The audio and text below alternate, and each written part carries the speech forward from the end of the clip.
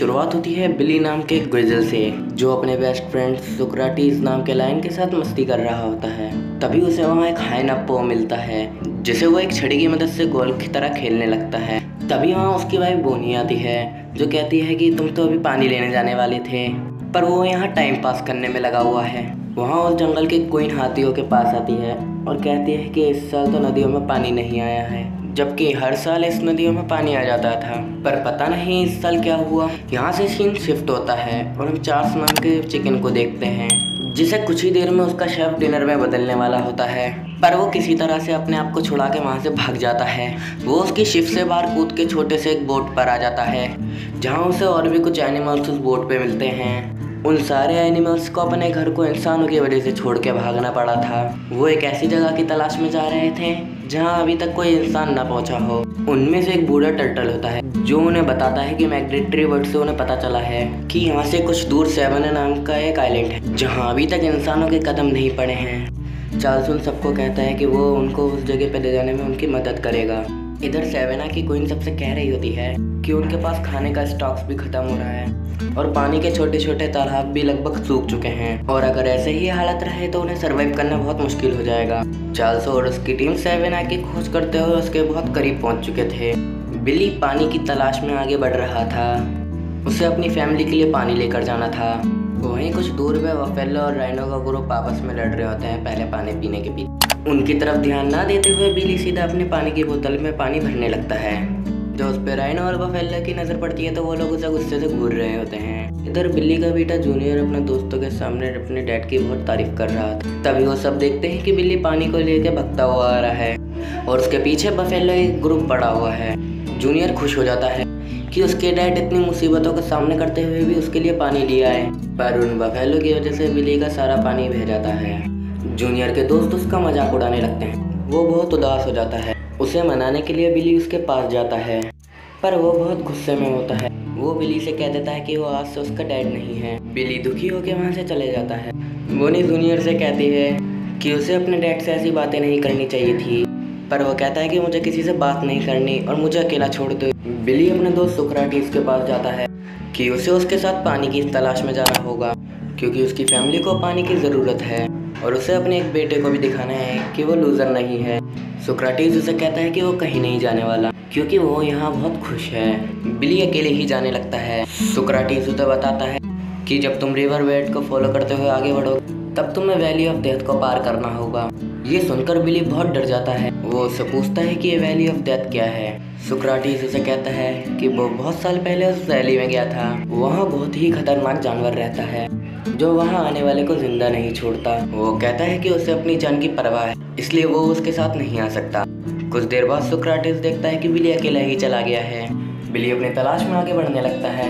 कुछ देर बाद वो वैली के गेट के पास पहुंच जाता है। वहाँ उसे कुछ वल्चर्स दिखते हैं जो वैली में जाने से पहले उसे वार्न करते हैं, पर फिर भी बिली हिम्मत करके वैली के अंदर चले जाता है। वो जगह उसे बहुत ही डरावना लग रहा होता है। तभी कुछ देर बाद वहाँ उसे एक डरावनी आवाज़ सुनाई देती है। वो पीछे देखता है तो खुश हो जाता है, क्योंकि सुक्राटीज था वहाँ पे। उसका डर भी अब बहुत कम हो जाता है। वो लोग जल्दी से भागकर उस वैली को पार करने लगते हैं, पर कुछ देर बाद बिली को वहाँ पे बड़ा सा काला एक तेंदुआ दिखता है जो उसकी तरफ बढ़ रहा होता है। पर अचानक से वो देखता है कि तेंदुआ डर से भागने लगा है। वो कुछ समझ नहीं पाता। तभी वो अपने पीछे देखता है कि वहाँ एक बड़ा सा पोलर बेयर होता है, जिसके डर की वजह से वो तेंदुआ वहाँ से भागा था। सुक्राटीज भी वहाँ आ जाता है। वो लोग वहाँ चार्ल्स से और उसकी बाकी टीम से मिलते हैं। रात को वो सब वहीं आराम करते हैं। वहाँ सुक्राटीज बिली को बताता है कि कई साल पहले वो अपने भाई के साथ इस वैली में आया था, पर अचानक से किसी ने उसके भाई को मार दिया। उसने उस दिन वहाँ एक अलग क्रिएचर को देखा जिसे इंसान कहते हैं। सुबह चार्ल्स सबको उठाता है। वो बियर उससे कहता है कि वो और कहीं नहीं जा सकता, क्योंकि वो बहुत ज़्यादा थक चुका है।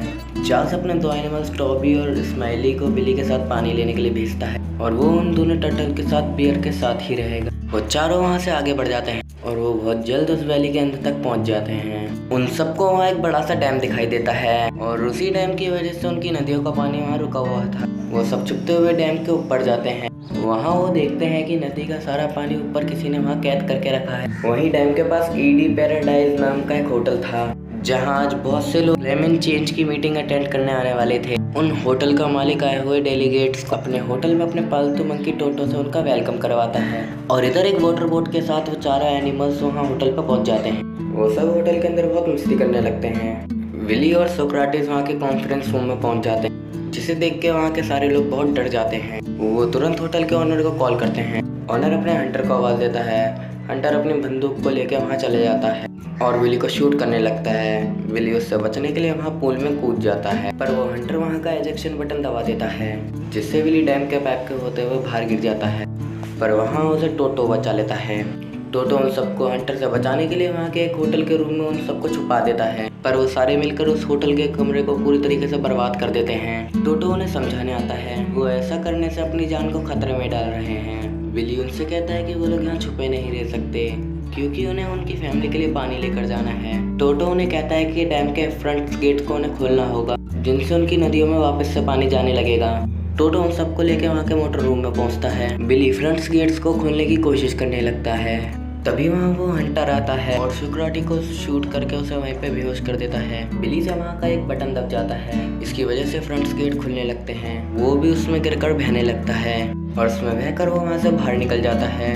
टोबी और स्माइली भी उसके थ्रू बाहर आ जाते हैं। वो हंटर जल्दी से फ्रंट गेट को बंद करता है और उन सबको मारने के लिए अपनी जीप लेकर उनके पास जाने लगता है। वो सब वहाँ से भागने लगते हैं। वो अपनी जीप से उन सबका पीछा कर रहा होता है, पर चार्ल्स उन दोनों टर्टल की मदद से उसकी जीप पलट देता है। सोक्राटिस को उन लोगों ने एक पिंजरे में कैद करके वहाँ रख रखा था। वो उसे लास वेगास के किसी जू को बेचने वाले थे। चार्ल्स वहाँ के बाकी सब एनिमल्स से कहता है कि उनको सेवेना के सभी एनिमल्स से जाके बात करनी चाहिए और उन सबको यहाँ पे बुला के उस डैम को तोड़ देना चाहिए। वो सब वापस से सेवेना जाते हैं और सारे एनिमल्स को इकट्ठा करके बताते हैं कि कैसे इंसानों ने जंगलों में आने वाले पानी को अपने डैम में कैद करके रख रखा है, कि अगर अभी से किसी ने कुछ नहीं किया तो वो लोग बहुत जल्दी खत्म हो जाएंगे। और अगले दिन हम बहुत से जानवरों के झुंड को डैम की तरफ जाते हुए देखते हैं, पर उनके साथ बफेलो और राइनो का ग्रुप नहीं था क्योंकि वो उनका साथ देने से मना कर देते हैं। वो सारे एनिमल डैम के करीब पहुंच चुके थे। तभी वो हंटर एक प्लेन में वहाँ बैठ कर आता है।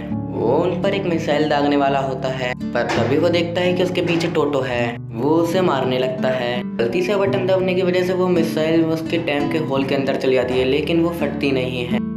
टोटो किसी तरह उस प्लेन को लैंड करवाता है। उस होटल के मालिक का बेटा माया सोक्राटिस को उस पिंजरे से आज़ाद कर देता है और इधर चार्ल्स अपने एनिमल्स को डैम पे अटैक करने के लिए कहता है। सब अपनी पूरी ताकत के साथ डैम को तोड़ने की कोशिश करने लगते हैं। तभी वो लोग देखते हैं कि बफेलो और राइनो की टीम उन लोगों की मदद के लिए आई है। वो सारे उस डैम को तोड़ने लगते हैं। डैम अब थोड़ा सा हिलने लगा था, लेकिन इतना काफी नहीं था। तभी बिली को वहाँ एक हाइना पोक दिखाई देता है। वो तुरंत एक लकड़ी के डंडे से उसे गोल्फ की तरह मारने लगता है और वो सीधा जाकर के डैम के होल के अंदर उस मिसाइल पे जाके लगता है, जिससे वो मिसाइल वहीं फट जाती है और उसमें से पानी के फुहारे आने लगते हैं और फाइनली पूरा डैम टूट जाता है। सारे जानवर उसमें बह के जंगल की तरफ जाने लगते हैं। सोक्राटिस भी विली के पास आ चुका था और उस दिन के बाद से सेवेना में कभी पानी की कमी नहीं हुई। सारे जानवर वहाँ खुशी खुशी रहने लगे। माया और उसके डैड भी वो देख के वहाँ खुश थे। और इसके साथ ये मूवी यहीं पे ख़त्म हो जाती है। अगर वीडियो अच्छी लगी हो तो प्लीज़ हमारे चैनल को लाइक और शेयर सब्सक्राइब करना ना भूलें।